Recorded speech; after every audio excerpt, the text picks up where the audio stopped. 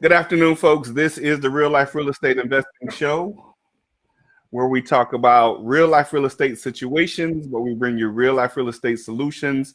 I'm your host, Glenn Glass, but affectionately known as Mr. Dollar Out of a Dime.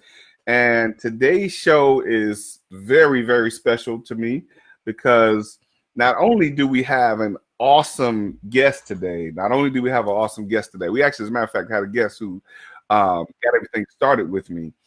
With doing this show, but today is our 3-year anniversary, so I'm extremely excited about that. So without further ado, I'm gonna bring our guest in, making sure he can connect with us. Hey, There he is. I'm here. How are you, Glenn? Good, man. Listen, I was just telling the folks how excited I am to have you on with us today. Back some 3 years and a few odd days ago, you were the very first guest I had on this show, and I had no idea where this was gonna go or what we were gonna do. But of course, with your encouraging words and your mentorship throughout the process of putting it all together, it's now grown into something that has, I believe, some people are telling me that it's become very helpful for them to understand how to get involved in real estate investing and how to maintain a real estate investing business. But I want to get into this topic today, man. Again, I'm excited to have you on. I'm excited to have you as someone that I can turn to when I get in trouble, which is probably more often than not. I'm excited to have you as a guest, man. And listen, I want to remind the folks that you were the very first person that I had on this show. And, as long as this show is running, you're going to be a continuous guest, but you're going to always be the guest that'll be special on this day. Every anniversary, I'm going to go speak it into existence. Every anniversary, you're going to be the guest on the show. No matter how many times in between you've been on, because it's a very special moment for the show. So without further ado, Mr. Kito Johnson is going to talk to us today about investing in the hood. And I know that's something, especially in times like now where things are uncertain in many ways. It's a great topic to have people understand how to get involved with investing in the hood. So without further ado, Mr. Kito Johnson, listen, thank you for joining me today, man. And tell the folks who you are and what you got going on. Absolutely. Well, Glenn, first of all, I want to say the pleasure is mine. It was mine the very first time 3 years ago when you called. It was my pleasure last year when you called for the second anniversary. And it's certainly a pleasure today. And I've got you in the calendar. When you call, I'm going to be there. So thanks so much for the opportunity. And you said a moment ago that a number of people have talked about how powerful this show has been to them and to their involvement in the real estate industry. And I'm not surprised at all because you often say, I help you, I coach you, I mentor you in some ways. The reality is it's a mutual relationship. Definitely. I can't tell you how appreciative I am for you, for your family, for the blessing that you've been to me and to my family in this real estate investment journey. So thank you so much again for the opportunity to be here. Absolutely. So, man, listen. I oftentimes give a little bit of a bio about people, but there's certain people that come on the show that if I started a bio, man, I'd probably be talking the whole show just about you. Especially about what you've done for me and what you mean to me and all that, man. That'll be a whole hour and a half. But I want to get into this topic of investing in the hood. And some people might not even be clear on what the hood is. Mm-hmm. So tell the folks who might not be clear. It might be one or two people that aren't clear on what the hood is. Tell us what the hood is and why should someone be interested in investing in the hood? Absolutely. So, when I refer to the hood, and oftentimes we hear hood, we think of underserved markets, underserved communities. hood has in some circles, depending on the circle, hood can have a negative connotation to it. Some people equate it to crime and violence. But in my reality, I think hood more times just speaks to an area that in some way or another has been underserved. And I think the reality is in today's environment with what's going on in our world, there is that there should be consideration to those communities that are underserved, and the question should be, how can we make a positive difference in these areas? Absolutely. And that's where what I do, and we'll talk about it as we go on in the show, but that's where what I do and what I teach and what I believe about the hood is so much different than what the average investor talks about. The hood is when I talk about hood, I'm talking about making a positive difference in gentrifying markets, right? In areas that have so often been referred to and seen by other investors, where folks come in with deep pockets, make investments, turn values around, and pull tens, if not hundreds of thousands of dollars out of that neighborhood and move to the next project.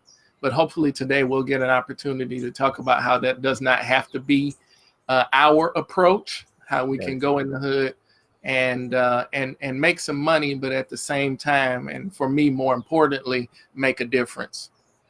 You know, and I know, and that's the thing, what we have to be clear on, especially when talking about the hood. I know your heart, and I know the many people that are interested in investing in the hood. Some of them are not clear, but I know what you said is about making a difference.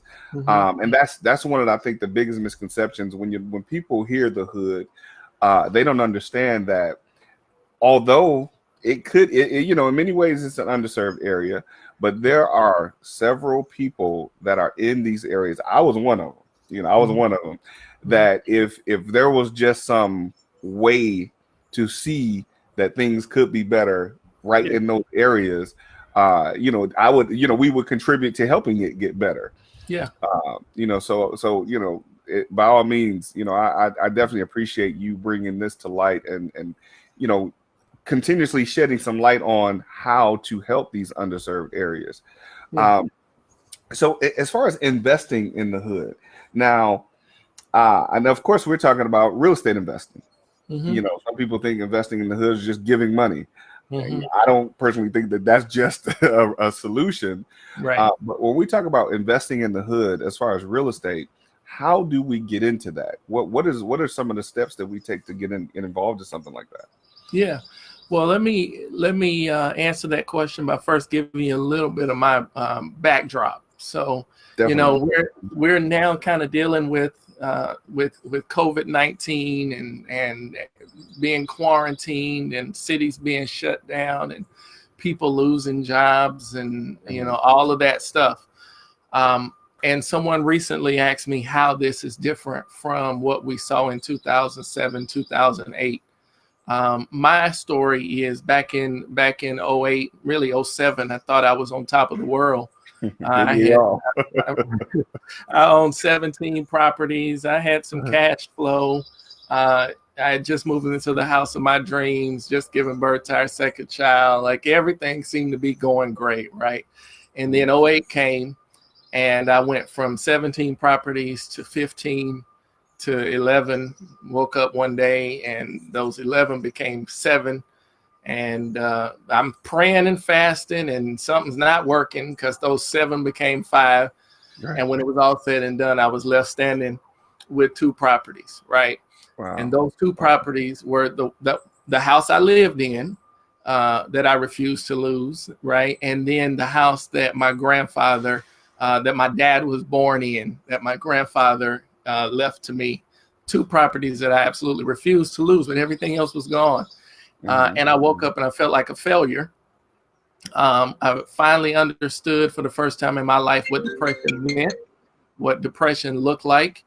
And I walked through that process, and I thought I was a victim to the market, right? And I began to develop that whole victimization mentality, you know, God, why me, et cetera, et cetera. Till one day I realized, I woke up and I thought, well, maybe I'm not a victim to the market.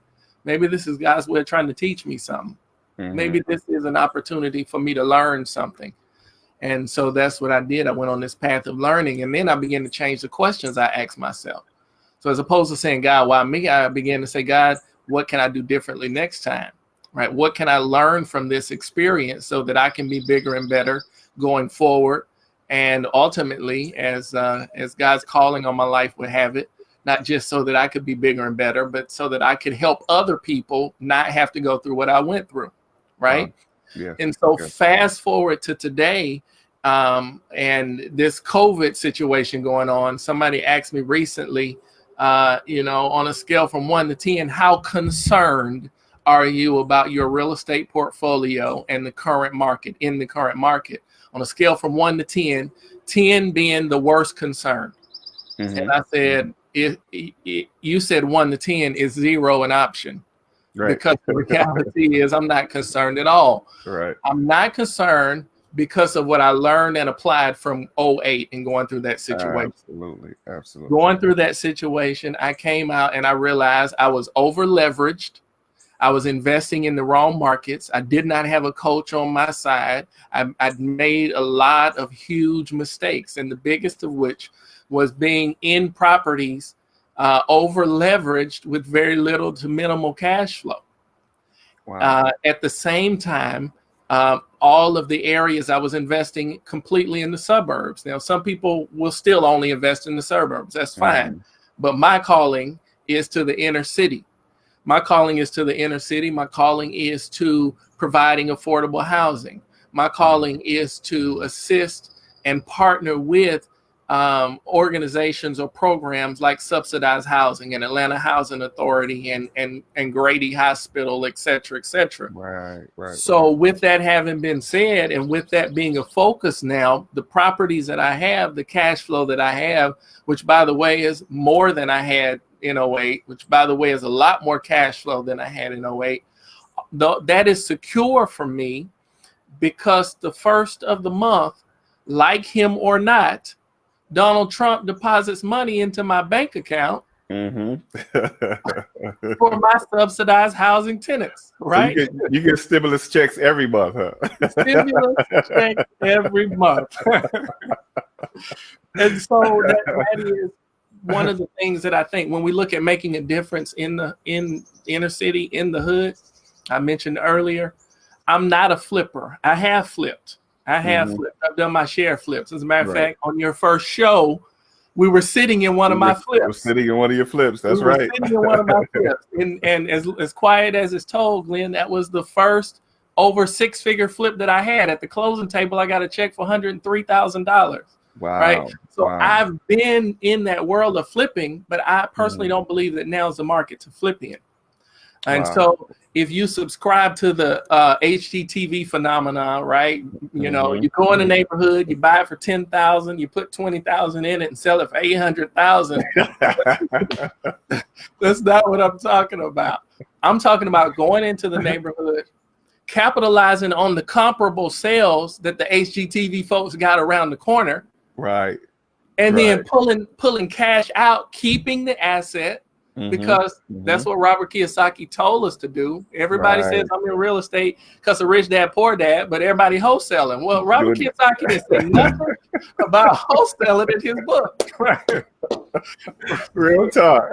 Right? So what's up with this? There's something wrong with this picture. So you keep the property, pull cash out, make yourself whole, pay yourself for doing the deal, and then keep the asset, rent it out to folks on potentially a subsidy program, make more rent than you would if you were renting it on a regular tenant. Yeah. And you know, you can tell I'm passionate. Let me just stop. Go ahead. This is your show. What's the next?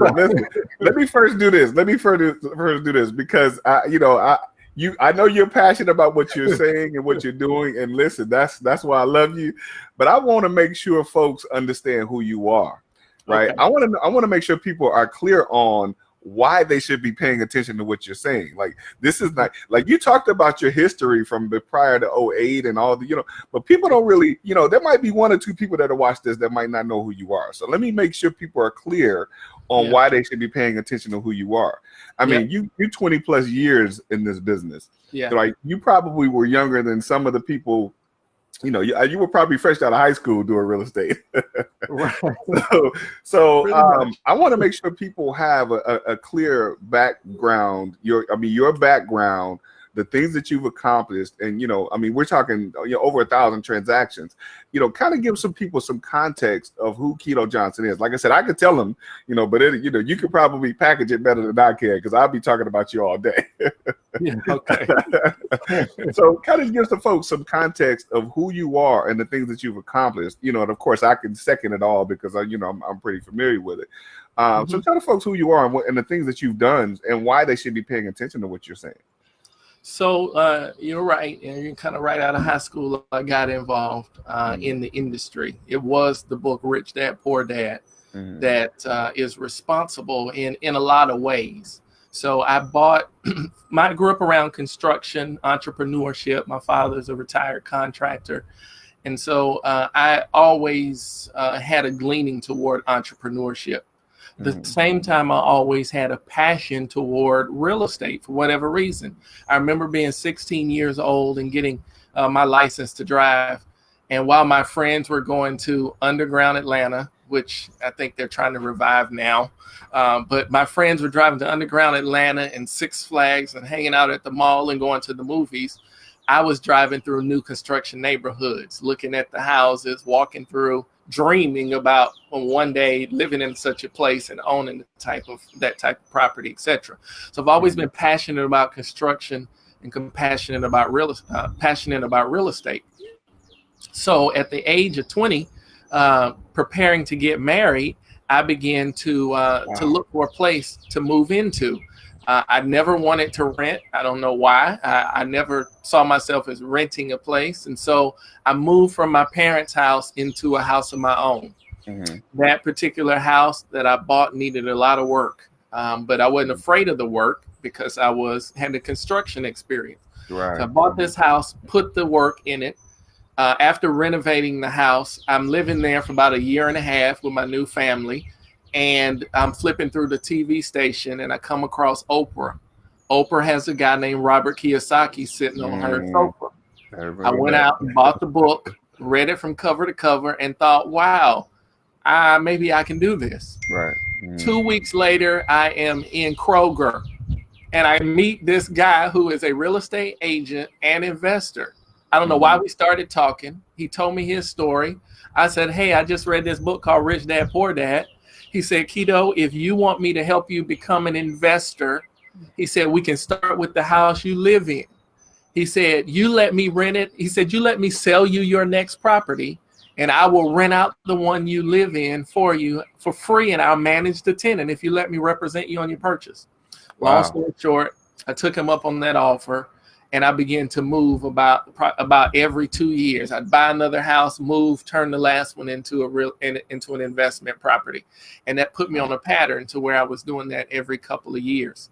Fast forward to 2004, I got my real estate license. I'm now helping other people do what I had done.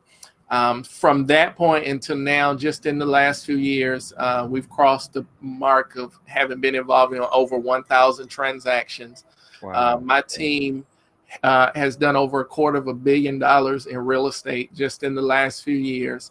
I've worked with hedge funds, a lot of large names in the Atlanta area. If you're in Atlanta, you have to know who Mark Spain is. I was on his team for a period of time. In about 12 months, I sold 98 houses for Mark Spain. Wow. And the list goes on and on. But at the end of the day, my passion is teaching other people these principles of investing so that they can create generational wealth for their families. And as a matter of fact, that just reminded me, the first show we were actually promoting for the Generational Wealth Summit. Exactly. That's right. That's right.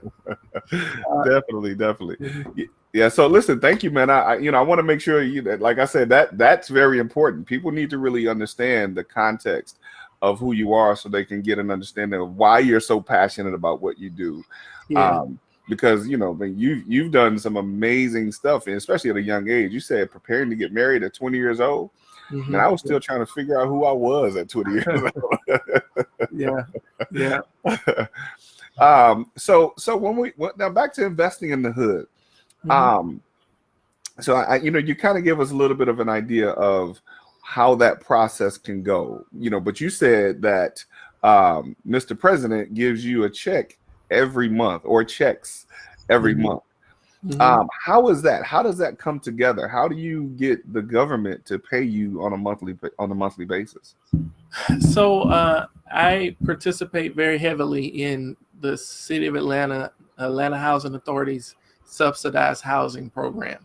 Mhm. I have some subsidized housing that's outside of the Atlanta Housing Authority, but my largest partner is Atlanta Housing Authority, I like and how you said so these individuals receive housing vouchers that. based on a number of bedrooms.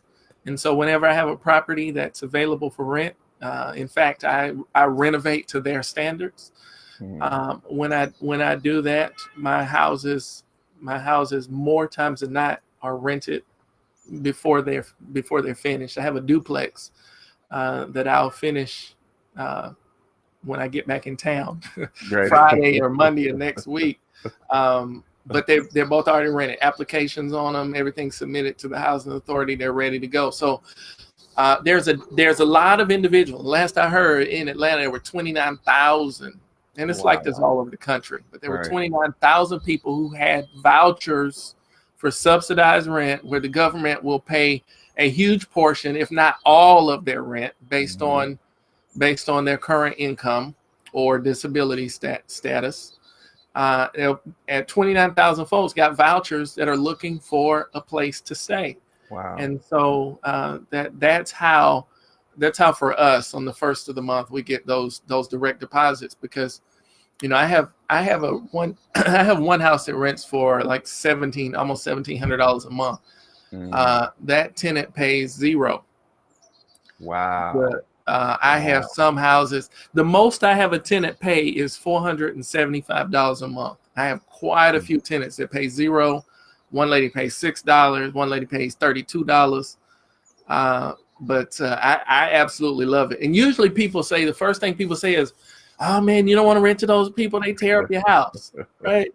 Well, I respond to that in a couple of different ways. I've had houses back in '08. I had a house that rented for over $2,000 a month on the lake. They Mhm. tore up my house, right? Right. It's Right. all relative. So it's all relative. At the end Right. of the day, it comes back to your screening criteria. Yes. And I tell people, even though I've had challenges like the house on the lake, I've had people over the years owing me money. I've had people over the years that place a dent in the wall. But the Mhm. reality is, more times than not, that's normal wear and tear anyway. Right.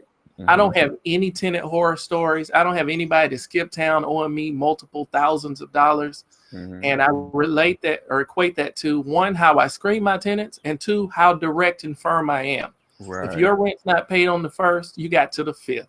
If I don't have it by 5 p.m. on the 5th, you getting a notice. Right. And if Right. I don't have it in hand on the 10th at 5 p.m. on the 10th, I'm filing. You Mm. know, so that if you follow those processes and make your processes clear up front, the day that I meet you as a tenant and shake your Mhm. hand and look you in the eye, truth be told, before I ever get a credit check or look at your application, 99% of the time I know if I'm going to rent to you based on my interaction with you at the Mhm. property when we first meet. Wow. Wow. And that's something that and that takes skill. That takes skill. And I think that's one of the things, I mean, especially with doing what you do, that's one of the things that's missing in how to do that. Mhm. It's one thing to say, I get checks from the government on a regular basis, but it's another thing to be able to say, I know that if it's gonna be worth me getting a check based on the interaction that I have with you from the very beginning. So that takes skill to be able to do that, and that's something that people really need to be paying attention to when they're looking at doing something like this. So you said you don't have any tenant horror stories. So do you do the screening yourself, or do you have a management team do the screening? So I still do the screening myself. I mean, okay. I have an assistant, but I was very, very honest just a moment ago when I said I know if I'm gonna rent to you. Like that's the screening right there. It really is. It really is. Sometimes, and I'm not telling anybody that's watching to do this, but sometimes I receive the application fee and never even pull the credit. So it takes skill, it takes discernment. You got to have some of that too. You gotta have discernment, right? For, right? Yeah. So I still manage my own properties. And that's one of the things that I teach my students. You got to know your skill set. If you're the type of person that gets a sob story, a phone call, I'm sorry, but the cat ate my check and it's going to take 2 weeks to get it replaced. Like if you're the type that's going to understand, okay, I give you 2 weeks, then you need to hire a management company. Right. If you have the ability to, I always get sympathize and empathize mixed up. But if you can do either one of those things and still be about your business, then maybe you can try it my way. But I don't have any tenant horror stories at all. Right. And it becomes it's one of those things where you have to understand that what you're running is a business. Yeah. And sometimes you have to unfortunately set emotions aside. Yeah. And even in the empathy and the sympathy, I think it's empathy. I don't know. I think in the empathy, even understanding a situation, because I've been in situations like that before. I understand, but at the end of the day, it's a business. Yeah. I mean, you can't go into the local store and say, I left my wallet at home. Can I take this product home with me? Yeah. No, that's not gonna work. You go get your wallet and you come back and pay for it. Yeah, exactly. So I mean, so that while at the end of the day, people have to understand that we are running a business, and you are running a business at what you do. Yeah. So I kind of walk people. I'm sorry. Go ahead. I was just gonna say, people who know me as Kito, right? Like Kito's the nicest guy. Kito's so quiet. He never talks. He just sits back and listens. So wonderful to be around, right? You get in business with me. Any of my employees, they say Kito is so hard and it's difficult to work with. But I had a tenant just a few months ago. Like I met her out there, met her family, got her application, processed it all with Atlanta Housing Authority, passed the inspection, and she comes out for the day of move-in with her cousins and everybody, right? And they all feel like they're gonna walk through the house with a fine-tooth comb, right? This piece of trim needs to be touched up, right? You're making this little list, and I said, look, this how the house is coming. We have passed the housing authority inspection. This house is painted. I'm sorry you don't like it, but I got a long list of people who would love to have this house. Right. So you go outside and talk to your family and decide if you're going to move forward. Because if not, it's fine. I'll even give you $50 back for your application fee. Right? So she looked at me and she said, Mr. Kito, I want the old Kito back. Where's that guy that I met the day I submitted my application? I don't know who this guy is. Look, that was your application process, right? Landlord. Nice to meet you. Look, you made it through the interview. Now you hired. You want to keep your job or not? Exactly. Wow, great stuff, man. Hey, listen, that's that thing, man, where you have to understand this. When you say, I'm okay, I'm gonna get it together in a minute. When you say you know, when you say you're boy, it's I'm a professional. I'm gonna get it together in a minute. Get it together in a minute. No, but when you say you're running a business, and you know, sometimes you have to make that transition. You know, there's one thing, there's Kito the man, then there's Kito the businessman. You know, Yep. and that's the distinction that people really sometimes misunderstand. And we're all human. We all have certain interactions with people, and that initial interaction is, you know, you know, I want you to know who I am at heart. Right. But you know, at the end of the day, when That's it gets right. to the business part, the expectation is that you expect me to perform, and I expect you to perform. You know, so I mean, it just is what it is. So I clearly understand what you're saying. You know, Yeah. because when that tenant calls you and there's something wrong with the toilet, Yeah. you know, they don't want you to say, "Well, you remember when we first met?" Exactly. And what you What got I, to think what that I toilet am fit. gonna say is I'm gonna send somebody over to snake that toilet, and if they find something that's not supposed to be in it, you paying for the snake. Oh, wait a minute. Let's see if I can plunge it first. Had that conversation just a couple days ago. Wow. Great stuff, man. Great stuff. So tell us about this process of you know, locating a house. So I go into the hood. What am I doing in the hood? Why am I looking for properties in the hood in the first place? What's the benefit over that as opposed to going to the suburbs and finding a property? Well, so in the hood or in gentrifying markets, you know, gentrifying markets, their values are changing, and they're changing rapidly. They're rising rapidly because so many people are moving into the area. You know, even with all this is going on, even on the brokerage side, so my listing side of the business hasn't slowed down at all. I mean, we're closing more houses from a retail perspective in June and July than we have all year. Wow. So Wow. the market is not what they say the market is in a lot of ways. But or I should say it's relative based on a lot of things. But in a gentrifying market, values are appreciating a lot higher than the average appreciation in the United States, which is a little over 3%. In a gentrifying market, you can find appreciation at 6, 8, 10, 15%. So the reason we're in those areas, the other thing you have to understand about gentrifying markets is most times when an area is turning, it doesn't just turn sporadically, it turns in pockets. And what I mean by that is, and I'll give you Atlanta as an example, it's very street specific. So you can go in one area of the West End, and in the West End find houses that have completely gentrified, streets that are completely gentrified, stuff selling $250,000, $300,000, $400,000.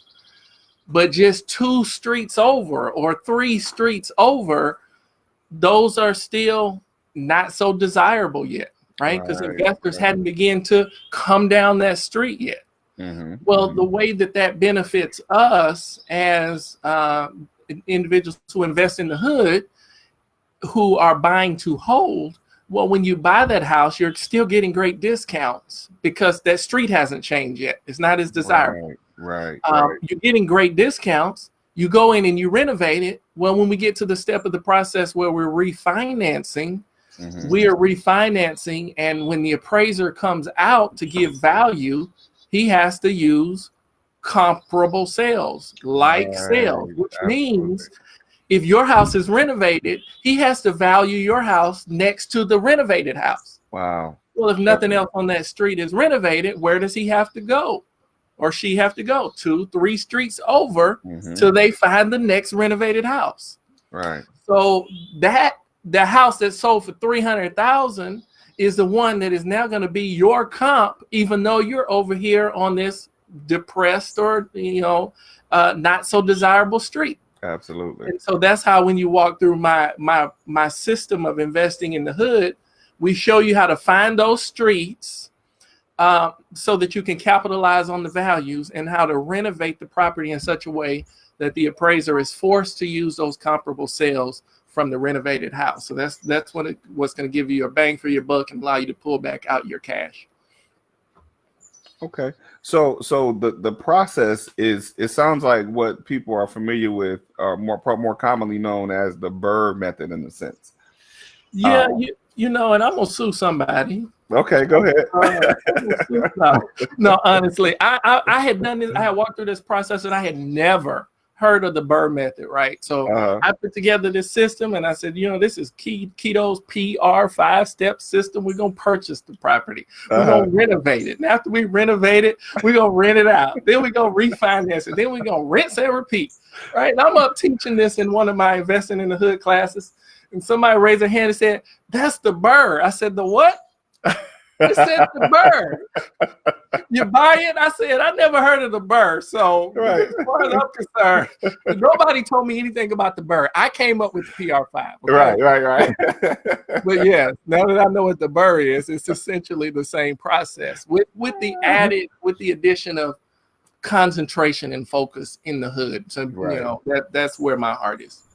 Yeah, and you know, and listen, we you know, for the sake of this being your show today, we're going to scrap the BRRRR. We're going to talk about PR5. Yes.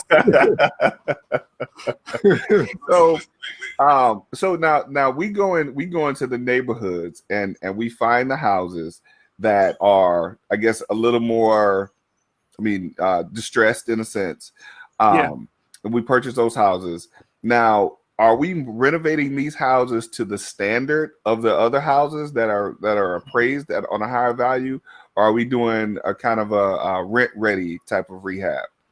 So in my system, I teach something called a rental plus grade, a rental plus grade, and that is mine. Nobody ever said that before. I need to go on and point that. I trademark or something, right?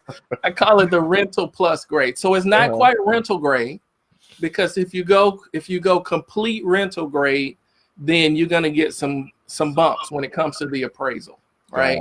I teach a rental plus grade. So if the comparable sales in the area have granite countertop, well, I'm not putting in the $50 granite. I'm putting in the $19 granite, right? Right. So there are certain things that we do to capitalize on those values by not going rental grade, and at the same time, we're not going retail grade. We're going what I call rental plus grade. Got it. So you still do the granite countertops, the newer cabinets. Maybe not the soft close, but the newer cabinets. Right. Okay. In most cases, there are some cases where you have to know what the comparables are around you. So if the retail comps have granite, then you want to do some level of granite, right? But so it's important, and I teach my students. I say Zillow is your friend, right? What would we do without Zillow? And pictures are your friend on Zillow. So when you're looking at the comparable sales, click through the pictures, see what's in those houses, so you know what the appraiser is going to be looking at when he or she goes out to appraise your property. Got it. So now, do we as far as bathrooms? So we know what we're doing in the kitchens. As far as bathrooms, do we have to have a 3-2, or is a 3-1 still acceptable for the type of subsidized rentals that you're talking about? So a 3-1 is acceptable for subsidized. However, most people who have a 3-bedroom voucher, they gonna have a few kids, right? And so most people with a 3-bedroom voucher are going to want 2 baths. Right. Now, what happens, what the city of Atlanta will allow is a 3-bedroom house. If you have a 3-bedroom house, but the person only has a 2-bedroom voucher, they'll let you take a door off one of the bedrooms and call that bedroom a bonus room. So you can then rent your 3-bedroom to somebody with a 2-bedroom voucher. So you got a 2-bed plus a bonus. And so what normally happens, not always, but what normally happens is if you have a 3-1, most of the people reaching out to you are going to be people with a 2-bedroom voucher. Okay. Yeah. So just be aware of that. Now, the flip side of everything I just said is there's a huge deficit of housing. And on more than one occasion, on a regular basis, actually, I have people who call me and say, hey, I got a 3-bedroom voucher. At this point, I'm about to lose my voucher. I need to find a place in the next 36 hours or by the end of this weekend. I really wanted a 3-2, but as opposed to losing my voucher, I will take your 3-1. And so that happens. That happens too, because there is a deficit of housing. Okay. So I guess the other thing too, with that in mind, well, and I get, and I want to, I'm kind of speak specific to Atlanta housing. Mm-hmm. With as many houses that are being renovated, I guess the people that are renovating them are not using them for the Atlanta Housing Authority program, because I always hear about there being a deficit of housing. Mm-hmm. So how is that happening? I mean, have you not bought all the 29,000 houses that need to be? You know what? We're working on it. Like Right. now my passion is showing other folks how to buy them, because I can't buy them all, right? Right. But there is still an overwhelming number of people, really still to my surprise, an overwhelming number of people that have this fear of renting on the subsidized housing program. Mm-hmm. Maybe they know somebody who didn't have a great experience, or just whatever. I think it's just a lot of miseducation, misinformation. So there are a lot of people that only want a certain profile of tenant, right? And quite honestly, some of those people are crying now because that profile of tenant don't have a job right now. Right. That profile of tenant is asking them, I can't pay my rent right now, or taking the city of Atlanta up on their no evictions. Right? Like, what do you do as an investor when the mayor says, all right, y'all can't evict nobody for at least 4 months? Right. So, so yeah, there are a lot of people who just do not understand that that's available to them, or just for whatever reason are afraid to rent on that type of program. Right. So, and and that's really a major thing that a lot of people either A, don't know, or B, are afraid. So what do you say? And I know you said you haven't had any traumatic experiences with dealing with Section 8 housing. From what I understand, that they don't allow most of those people who started, if you can do regular inspections, if you find that there's something wrong and you report them, and if it's something extreme, a lot of the people get kicked off the program. Do you find that, and I mean, like, do you do regular checkups, or do you do regular home visits and things like that, just to make sure the property is properly maintained? Or is that something that, because how it's done, it doesn't take a lot of time for you to do that? Or you don't take a lot of time to do that? So since I'm on the real estate investor show, right, keep it real. I will keep it real. Like, when I move a tenant in, a lot of times I'll say, the filter needs to be changed every quarter, right? Mm-hmm. Right. And I have HVAC man who deals with all of our properties. He'll go out for $45 and change the filter, right? And the goal is to have eyes on the property, right? Every 90 days, at least I got a reason to go in the property to get eyes on it. Real life, I don't do that. I mean, I just don't do that. I don't, it's not a big deal. And maybe it should be a bigger deal. I'm just comfortable, I guess, with the tenants that I have and how I place them. But to your question, there's going to be an inspection when they move in, and then they do an annual inspection, which usually happens around the 8-9 month mark. Atlanta Housing Authority will then go back out and do an annual inspection in preparation for the lease renewal for that, at the 12-month mark. So Atlanta Housing Authority is in there at the beginning, and you're usually in there with them at the beginning, and then there's an annual that happens about 9 months in. But you can, and I tell my students, don't to take advantage. Send your HVAC guy in there if you want to, if you need to.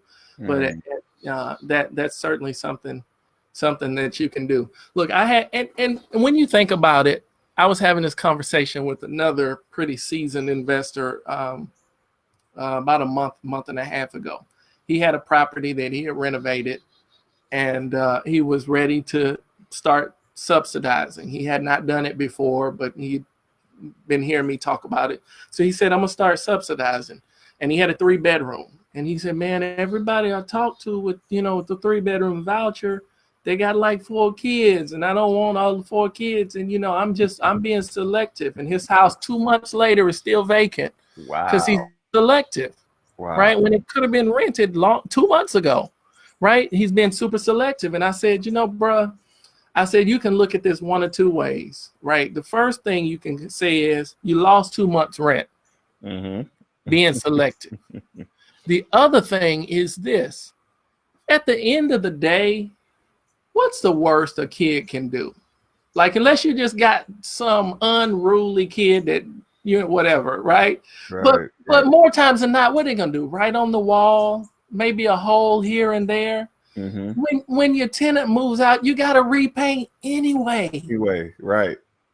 What they're going to do to the floor after a couple of years of renting, if you got carpet, the right thing to do is to replace the carpet anyway. Absolutely. Or what we do is put down the tile for 50 cents a square foot that looks like hardwood.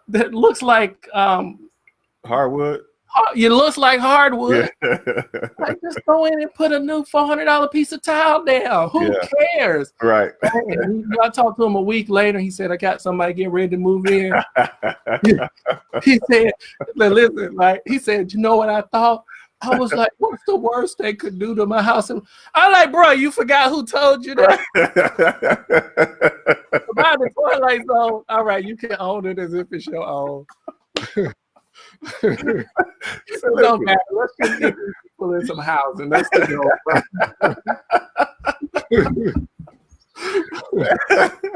So you spent 2 months losing money, right? As opposed to putting somebody in there and just figuring out. You go probably that amount of money that you lost, not putting those people in there for those 2 months. Yes, you probably gonna spend half of that fixing that place back up. Yeah, when they move out. What a hole in the wall costs. Exactly. $20, $30. Exactly. And really, from my experience too, I don't have a lot of turnover. Like, if you do a good job, because I invest in the hood, but I make it a point not to be a slumlord, right? Absolutely. And it's a whole nother conversation. If you do a quality job up front, when these folks move into your place, you can do a quality job and still not spend an arm and a leg. Right. And when people move in, they're legitimately thankful for your place. And this is another point I might as well make here. This is a part of my screening process. If a person comes to my house and they're walking around nitpicking every little thing and asking 1,000,001 questions, that's probably not the person I want anyway. Real. I had one lady come to my a 2-bedroom duplex, and she walked in, and the first thing out of her mouth was, and I hadn't even finished painting yet. The first thing out of her mouth was, wow, it would be amazing if my sister and I could get this place. And I almost got chills just telling you the story, just to know that I helped somebody who had been homeless. Yes. And they're thankful to move in this 2-bedroom, 1-bath house that I have. Right. So those are the kind of people I want. Yeah. People that can appreciate it. And and it's the scope of how you look at that. Many people might look at it from a different scope, like it's from how I know you are and how passionate about this that you are.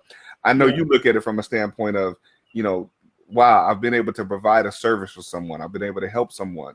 Yeah. And somebody else might look at that as, like, maybe, I don't know, maybe the guy that took the 2 months to wait for somebody to move in, that he was being selective.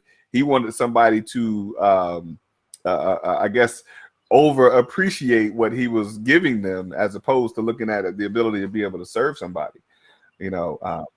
Yes. You know, Yeah. and it's like that old saying that the things that we think about are the biggest problems are mostly in our mind. Yes. Exactly. You know. Exactly.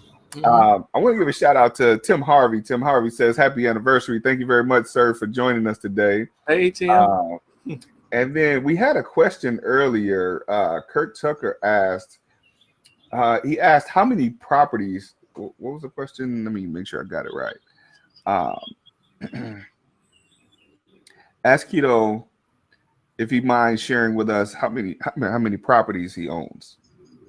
So I have several. Rental properties that you own. Yeah, I have several partnerships. So I have properties with a number of different people. But me personally, outside of partnerships, we have 18 right now, and we have two more under contract. Great stuff. Great stuff. Now, what Really, and percent? let me say that because a lot of times, and I had one of my new mentor students ask me a question this the other day. When you buy right, what matters most is not the number of properties, but how you buy and how you cash flow. Absolutely. So I have at the present moment personally one more property than I had in '08 before I lost all those. Remember I told you I had 17, lost 15. Right. So I have just one more this time around, and my cash flow is 20 times higher. Wow. 20 Wow. times higher. Wow. You see, back then I couldn't walk away and not ever do another thing and not have to work. Right? I couldn't because I was so upside down. If I chose to do that now, I could probably only take 4 trips a year, Mhm. but I could still do that, right? Right. I'm just trying to work a little bit longer so I can just be out of the country the whole year if I want Right. Tim says, thanks for helping him buy the short sale. to. Absolutely, Tim. Absolutely. And Tim, I think Tim's going to rent it. He investing in the hood now. He's going to keep it, I think. I know that's right. So listen, this is great stuff, man. This is great stuff. I wanna make sure I take a pause for the calls. And first of all, I want to thank the people for watching. Thank you all for tuning in. And again, this is our 3-year anniversary. We're here live again with Mr. Kito Johnson, the first person who ever to effectively make real life real estate investing the show that it is. And shout out to Tim Harvey. Shout out to Tim Harvey and Will Galloway for encouraging me to continue to do this. So I want to say thank you all for being a part of the growth of this show and the consistency of it, because there's been times that I was like, nah, I'm not gonna do this. And I got that phone call like, what you doing and where's the show? Right. So thank you all for definitely encouraging me to continue to do this. But I want to make sure folks have the ability to tap into some of what you're talking about. So investing in the hood. How does somebody learn how to do this? Is there a way that people can learn how to do this? Now, I know you have a site, and I know you want to talk about how they can get involved, and we'll put the site up on the screen so they can learn how to do that. How they can sign up. Mm-hmm. But what is the program that you teach, and can you kind of break that down for us? Sure. So I teach my PR 5-step method to investing in the hood. It's also been referred to as the gentrification gold mine. But I have a system that walks a person through the 5 steps and how to effectively choose your market and choose property, and how to do everything we've discussed in this call, right? How to find the property, how to acquire it right, how to renovate it and to bring the right people on your team to renovate it, how to screen tenants and my best practices for screening tenants, how to then refinance that property, how to cash out and put that cash in your pocket, and how to rinse and repeat, how to do it over and over and over again. So I have that PR 5-step system. I think you dropped the link. You dropped the link to it. Yes. That a person can go and I'm going to be having a webinar that breaks down the whole process and tells you how you can get involved, how you can how you can join many other students. And in that webinar, I'm going to introduce you to a guy named Ivan Gaskin. I love telling his story. But Ivan, when I found Ivan about 3 years ago, he was working a job making almost six figures. He was flying around the country. He was a recent grad of Morehouse College. And in less than 2 years, Ivan left his job, invested in the hood full time, has over 30 doors now. Wow. Recently wrote a book called Retired at 24. And in that book, he gives a shout out to me, talking about all that he learned through my coaching and mentoring, and how it helped him, in his own words, how it helped him go from being a broke college student to a financially independent student living life on his own terms. Great stuff. Great stuff. So I'll put the link up. The link is www.rlrei.com/investing in the hood.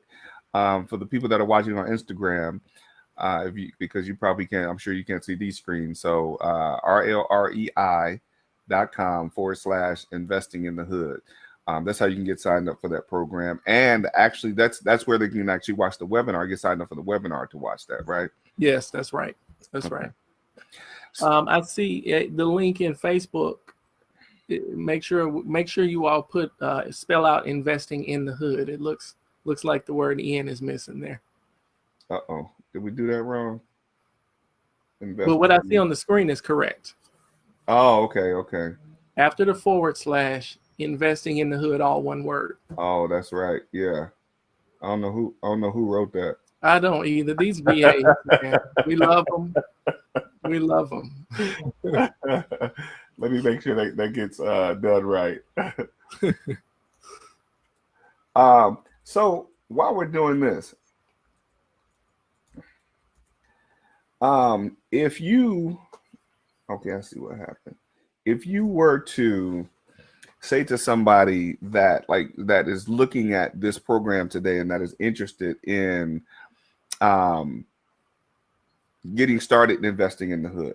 Now, of course, the first thing this is something that, you and I are on the same wavelength. Don't ever go at something like this on your own. Right. First of all, but what is the process? Like, do I drive through the neighborhoods and look for houses to buy? What is the typical process of getting started looking at a property in the hood? Mm-hmm. And I would say, what's the safety precautions? Well, the greatest safety precaution is to get you a mentor. Like that's the greatest safety precaution. You gotta have somebody that can. Like the average person is not going to hit the ground running. Like people say, well, everything that what the mentor tells me I can get off YouTube. Well, you probably can, but at the end of the day, you're going to have 20 different people talking about the same strategy, telling you 20 different ways to do it. Right. And the bigger challenge I have with that is a lot of times the people that are telling you, they're not even actively doing it. It's something they did years ago, and the game has changed, right? So, but the greatest thing that you can do for yourself is invest in yourself. Definitely. And, I don't say this loosely, but I spend on average of about $50,000 a year in coaching, personal mentoring, individuals that I consider my coaches, not just in the world of real estate. Yes, in the world of real estate. Yeah, I've done over 1,000 transactions and over $250 million. There's still something I can learn. Right. Absolutely. So I invest in myself. I think when you invest in yourself, you fast track your process. Sure, you may fumble around and get it on your own, but I would rather pay somebody to get it tomorrow or today as opposed to paying for the mistakes along the way and ultimately waking up and getting it 10 years from now. Man, if I knew that I should have paid for a mentor in 2006, right? If I knew, I would because I lost $2 million worth of real estate in 2007 and 2008. Wow. I would have gladly written a check for 50, 100, $200,000, gladly written it. Gladly written it. But so now I tell people, all right, so it costs me. It doesn't have to cost you, but you got to be willing to invest in yourself so that you can get real life real estate information, so you can invest it. Real life real estate investing. Definitely. And the thing that I say, for me, I think the difference between my being able to maintain the momentum that I had back in those days, because I had 17 properties then as well. So Emmanuel, daughter June 2nd, 17 properties. Right. Right. What is this? Right. But if the difference for me maintaining the momentum that I had from then to now was the difference of $5,000. And that was the $5,000 that a gentleman told me, if you take me to lunch and spend $5,000 to sit down and have a 1-hour conversation with me, I thought in my mind that made absolutely no sense. Right. Because I'd already made a ton of money, by fumbling and bumbling. I was fortunate, I was God said God takes care of babies and fools, and I was the fool that was able to make money. Right.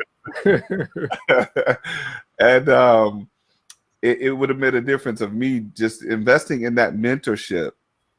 And I believe that hour for that $5,000 would have changed the whole trajectory of how I did business then, as well as how I do business now. Absolutely. So investing in mentorship and investing in education is something that's paramount. And some people miss the value in that. I always talk about the cost versus value. Some people look at, oh, well, this is going to cost me this, but what will the ignorance cost you? Exactly. If you look at how much it costs before you get started, imagine how much it's going to cost you if you don't make that investment after you've gotten started. Yeah. You always pay for education. There's no way around it. You pay for the mistakes you make, or you just pay to get it the right way up front. It's definitely the reality of it. Definitely. Yeah, it's one of those things that I learned. Like, I paid probably over 100 or something, maybe $150,000 in education. But it wasn't the intentional payment. Right. It wasn't the intentional. So the value, I say the value was probably $150,000 worth of value. But nowadays, if you're smart in any day, you can get $150,000 by paying $5,000. You get $150,000 of value by only paying $5,000. Exactly. So I absolutely agree with what you're saying. Education is definitely something that people should be focusing on paying attention to and investing in. Yeah. So outside of going to the site and registering for the webinar, is there other places that people can catch up with you at online or on social media? Absolutely. So I'm Kito, that's Kito J Johnson. My dad told me when I was a kid, he said, always use your middle initial, son, when you're doing business. Right. So I use my middle initial. It's Kito J Johnson. And so I'm Kito J Johnson everywhere. KitoJJohnson.com, Kito J Johnson on Instagram, on Facebook, on Twitter, on LinkedIn. So I'm pretty easy to find, Kito J Johnson. Got it. Okay, great stuff. You can tell I'm outside. We've been able to do a whole hour interview, and now the fly is trying to mess with me, and the plane is going across. That's because of what you give it is such greatness. There's always something trying to block the greatness. That enemy, the devil is a lie. Right, the devil is a lie. Let's see, we had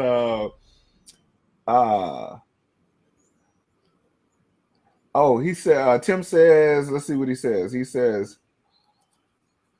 Don Crawford says, invest in yourself and in the hood. Absolutely, Don. And then No, that's Kimberly that says, I want to say something about the Georgia Housing Voucher Program as well. Please look into renting to tenants who have this voucher. Mhm. Um, Yes. Yeah, and I mentioned that. I Georgia mentioned Housing that Voucher earlier. Program. That Okay. is important. So, like with the Georgia Housing Voucher, we rent to individuals through that program through my contact at Grady. Um, Mm. so we have, there are, and thank you. Let's make that clear that there are different subsidy programs. Atlanta Housing is just one that I mentioned quite a bit, but that money comes from a pool of money. At another level, state level, and ultimately national level. So there are different programs around everybody's city that offer subsidy type programs. So you just want to, if you're not in it, if you're not in Atlanta, you want to research some of those other opportunities. But there's something called the Georgia voucher as well. Okay, great stuff. Great stuff. Okay. Well, look, we've come upon our time, man, and I have enjoyed it immensely. If we can go a whole nother hour, I would. Yes, and But I've enjoyed. you've I given some enjoy it, great but my stuff. kids are in the house. They're like they're ready to get back to the beach. You know, I I know, can't go right? to the beach and have this conversation with I hope I have that problem someday. um, she said, Kimberly says the Georgia housing voucher is statewide. Okay, Yes. good stuff. Good Yeah. stuff. Mm-hmm. All right. So, anything you would want to say to the folks in parting? What wisdom would you give us in investing in the hood, or anything that you want to share with us? I would tell you to. I'm not sure if you're just starting, if you're thinking about starting, or maybe you're restarting, or maybe you've been active for years. But now is a phenomenal opportunity, phenomenal time to be involved in real estate. Um, the reality is, real estate wins over time, all Mhm. the time, right? Mhm. And even when the market dips, even if the market makes a shift, you can shift and dip with the market and at the same time come out on top. I mentioned some of the lessons I learned coming out of '08. I think the biggest lesson I learned coming out of '08, when I first looked around and thought, uh, you know, I lost everything and so did everybody else, was Mhm. when I woke up and realized no, everybody else didn't lose everything, because Good there stuff. Yeah. was a transfer of wealth. Mhm. And anytime there are challenges or dips in any market, the money doesn't disappear. The money just transfers to somebody else.